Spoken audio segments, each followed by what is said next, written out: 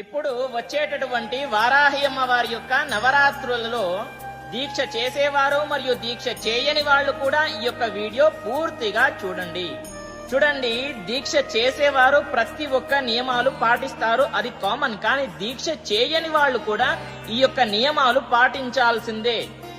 చూడండి, ఈ నవరాత్రులలో ముఖ్యంగా నాన్ వెజ్ తినకూడదు అనేది గుర్తుపెట్టుకోండి.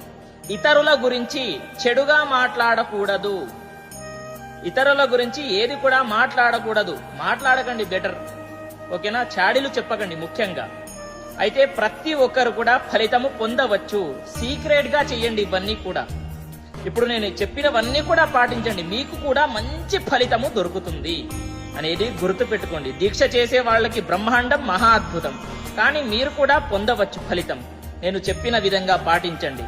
మరియు ప్రతిరోజు కూడా లలితా సహస్రనామాలు చదువుకోండి. స్వామి నాకు రాదు చదువుకోవడానికి అని అంటే కనీసం వినండి. ఓకేనా? తరువాత ఒక మంత్రం ఉందండి, దీక్ష చేసే వాళ్ళకి కూడా దీక్ష చేయని వాళ్ళకి కూడా. ఓకేనా?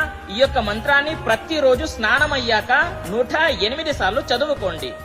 ఆ మంత్రం ఏంటి అని అంటే ఓం వరాహ వదనాయై నమః అనేటటువంటి మంత్రాన్ని 108 సార్లు చదువుకోండి. ప్రతి ఒక్కరికి